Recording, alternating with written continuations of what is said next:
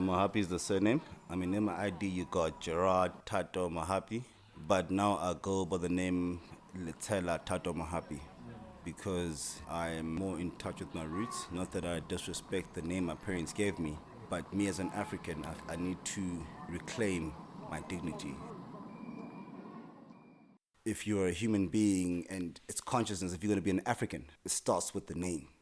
Who are you? How do we as Africans empower ourselves? It's been 450 years of oppression. It starts with us as black people to say, listen, black consciousness, who are we? We need to have the self-belief. Well, so I think that's a good place for us to start. Who are you and who are we as Africans? And I don't want to say where's the best place to start when you want to find yourself, because we've always been us. That has never changed. But in the process of remembering who we are, where's the most ideal place for us to start? Now, I think we must start with the objectives of colonialism. Why were we colonized? And to understand the construct of colonialism as a way of life. And it continues today. It's not only called colonialism. It might be capitalism. And how did it affect us as Africans psychologically? You are an African and we were told you're not good enough. You're stupid. Culturally, spiritually, every single aspect of African life was torn apart. That was the objective of colonialism. The education is a colonial education system. Everything, the workplace is colonial. The languages we speak is colonial. The science we do is colonial. Everything is colonial about us, understand? And we are brainwashed as people. And to reach the consciousness level, it's all about self-discovery. You will find what I call lumpen proletariat. It's a socialistic term. I don't consider myself as a communist anymore. I was before. There are people that are speaking for Africa, but aren't for Africa. To be African, what is African for us, you know? My father's a chief, by the way. And he always told me that you're a Mohapi, you're from this, you're from this, you're from that. But that doesn't define you. It's all about actions. Africans, even how we were able to be colonized as Africans, it's because of our characteristics. You spoke about Ubuntu. If we didn't have Ubuntu, we would never be colonized. Because Ubuntu, we are welcoming. We are about community, raising each other up. And the problem why there's so much conflict in life right now is because there's no more Ubuntu. Ubuntu is just a term. It's not a way of living. I love the fact that you brought that up, and I completely agree with you. I think our ancestors, by the time they had realized that these visitors did not have Africa's best intentions or interest at heart, it was too late. We had already let them into our house. They were already sitting at our table. And that's the big risk when it comes to having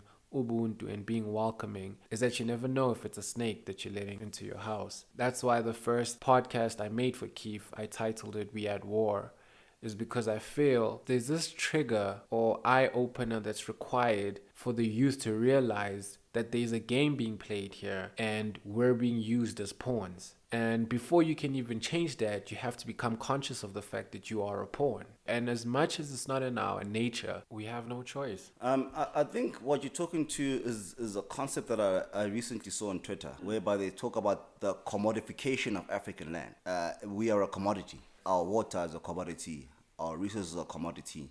Everything's a commodity. I mean, Europe is Europe because of Africa. And that's why I like this whole BE topic. We need to understand where we come from. It's about Africa first. You need to be conscious. Believe in yourself that as a black person, I can do it. We're not here to beg. We are capable. Okay, so from my understanding, that's what Gaddafi and Mugabe were attempting to do. They both had a belief in Africans as a whole that we could do things ourselves, that we were more than capable, and they both stood for the fact that we were not there to beg. However, throughout their time, you will witness that at some point they realized that the way that their countries and the system was built, it didn't allow for even the conscious black people to have access to the means to prove that they were capable. So I have a problem with the fact that, yes, you're touching on the consciousness level, but then you're not getting past the obstacle that we have in terms of, once we are conscious, how then do we prove that? How then do I go out there into society and start to do the work when I don't have access to the tools to begin with? Even though they might have had more radical approaches to solving the problem in terms of trying to force colonists out of their country, it doesn't change the fact that they witnessed and they realized another major obstacle in what we're trying to achieve. How do we work around that? I would like to use South Korea as an example now. South Korea was about to go into a recession. And do you know what citizens in South Korea did? They took their gold jewelry and everything to the banks. And that created value in the banking system. As a case in point, we as Africans, we want to beg. I don't feel like Africa needs to go to the IMF to get out of it. I think there's enough resources, enough money in Africa for Africa to sort itself out. We just have to have the leadership on a continental level that is willing to see. Let us encourage a culture of saving and in fact regulate it. That 5% of all earnings of a person is not going to go to tax, it's going to save it. Because tax is money that's going to be spent. But we need savings. We need that capital to say, listen, we are on our own, like China. I mean, if you look at, for example, the pension funds of our neighboring African countries, like your Lesotho's and so forth, there's so much money in there. But then because the system is so controlling, that money is not invested in things that are good for Africa or progressive for Africa. It's invested in Europe. If we could just start with the pension funds that are in Africa, to say, listen, all these pension funds that we've got right now, let that money, let it work here. Why are we investing in companies in America?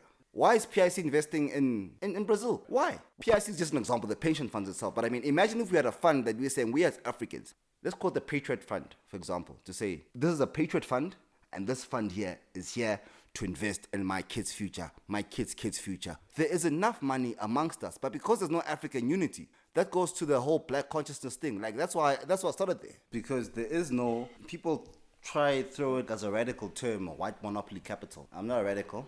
There is no white monopoly capital without black consumption.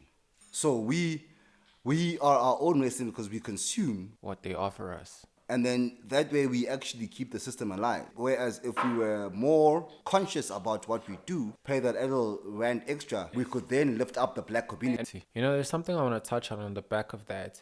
When I envisioned KIIF in the beginning, I actually consulted a couple of my mentors, and one of them said, it's a brilliant idea. However, you're going to find it difficult when you come to realize that black people don't participate in a lot of sectors in the economy.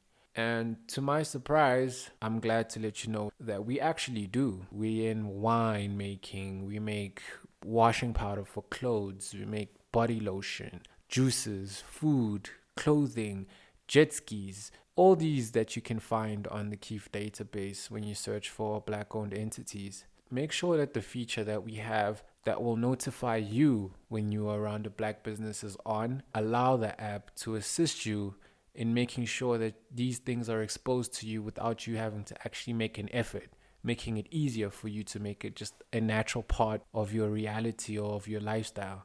And we're not saying just radically change your life and replace all the items that you're currently purchasing and make them from black-owned companies. No, you can take it a step at a time. You can replace one item. Slowly over time, more and more of your items will come from black-owned businesses.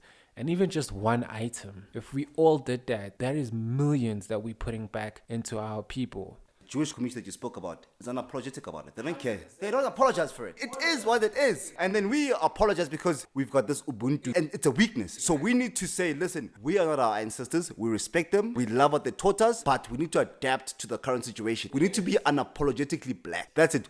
We don't apologize about being black and we need to support it. And at the same time, we need to also push black excellence, because you can't now push black and then you get poor quality. Those two things go hand in hand. It's important because you find that often you support a black business and then they let you down. It's the truth. And another thing I've picked up on is, we struggle to forego a pleasure for a bigger purpose. You must understand that what we're trying to achieve will require for you to say, you know what, I'm not going to go to that company that's been established for 100 plus years, has all these great reviews that I can refer to, and I'm going to support my brother here in my community because there's a bigger goal and a bigger plan. That's what's required in order for us to achieve this. And even those companies that you trust so much had to go through the very same period that you need to go through with your brother. So le culture le, where a black person or a black company makes a mistake and doesn't deliver on the service to your expectations, and then you write them off and then you trash talk black businesses, needs to stop. Even those companies that you trust so much, I promise you, if I was to go all the way back to their inception, I bet you I'll find multiple cases of customers that were unhappy with their service or their product at certain periods of time. Every company goes through that. You need to understand that. That's the thing. We need to have tolerance. That's the next thing. Trying to strive for excellence, but understanding that excellence is a journey. It's not something you're just going to get today. It needs to come both from the service provider and the client. It can't just be one way. The service provider must be clear. Listen, guy, I am new in the game. I want to grow with you. I want to give you the best services, but this person might let me down, but eventually we'll get there.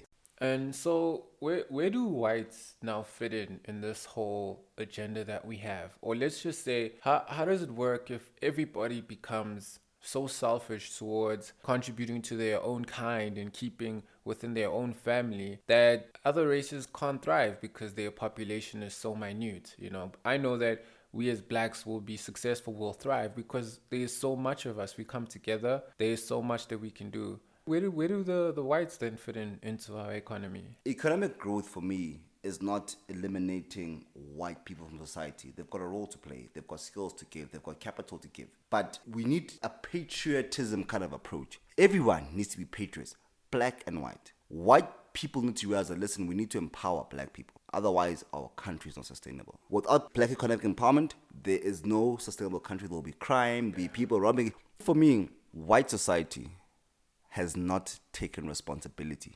Responsibility in the sense that I'm not saying they must atone for their forefathers' sin. No. What I'm saying is that as white people, black economic empowerment needs to be their mission as well. You know, you just shifted my entire perspective. I always saw it as black economic empowerment is an enemy to them. The way you just put it was to say that it's actually in everyone's best interest, South Africa as a whole, for us to have a strong middle class. And since blacks are the majority, as whites, you should see that as a mission of your own as well in order for this country to be sustainable. In the long term, it is not an enemy to you. We actually have the same agenda. If you were a true African or a true South African and you want to see this country prosper, you would have the same objective. We are at a crossroads. Something has to be done. Otherwise, we're going to implode. And people, those who can go to Australia, let them go. But we need patriots in this country. How do we then hold hands as white capital with the black majority to get us to where we need to be, which is an equal society? In conclusion, considering everything that we've discussed, the message you're basically trying to get across, what would you like to say to us as Africans? For me, why I'm here today, because I believe we're on a journey. And I'm going to say this, and I hope you don't take the wrong way. KIIF is not science. KIIF is us as black people. We need to operate outside the system because the system is rigged. How do we achieve that independence as black people? That's it. And we need to answer that question. Leave politics. How do we operate outside the system of capitalism? Because capitalism and politics are twins. How do we, as black people, say, listen, this is us. We're going to use KIIF to uplift other black people.